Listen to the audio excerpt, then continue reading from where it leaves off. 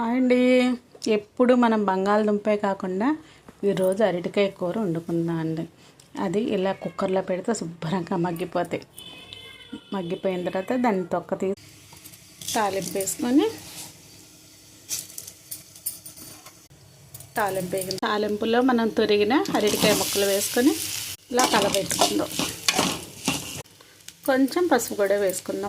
పచ్చిమిరకాయలు, కొబ్బరి, అల్లం, ఉప్పు మీ రుచికి తగ్గట్టు మీరు తినే కారాన్ని బట్టి ఇవన్నీ మిక్సీలో మిక్సీ పట్టుకున్న కొబ్బరి కారాన్ని ఇందులో వేసేసుకొని మనం వేసుకున్న కొబ్బరి కారం ఈ ముక్కలకు పట్టేలాగా ఒక 5 నిమిషాలు ఇలా మగ్గించుకుందాం అండి.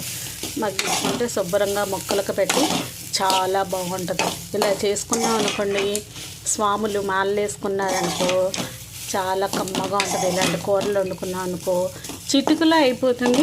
ఏ మసాలాలు లేకుండా చక్కటి రుచికరమైన భోజనం అయిపోయింది.